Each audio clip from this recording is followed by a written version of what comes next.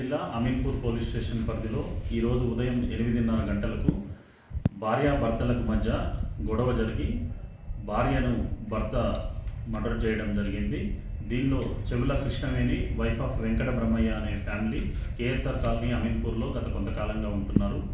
మహిళ మృతురాలు అయిన Krishnaveni assistant manager DCCB bank Kohir బ్రాంచ్లో పనిచేస్తుంది. భర్త అయిన బ్రహ్మయ్య రియల్ ఎస్టేట్ వ్యాపారం చేస్తూ ఇక్కడే ఉంటున్నారు. వీరికి ఒక పాప ఒక బాబు ఉన్నారు. వారు ఇంటర్మీడియట్ అండ్ 8th క్లాస్ చదువుతున్నారు. వీరిద్దరి భార్యాభర్తల మధ్య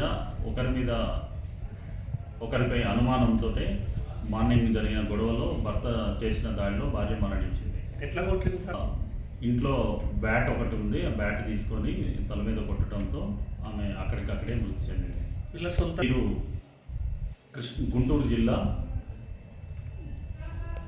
గ్రామానికి చెందినవారు.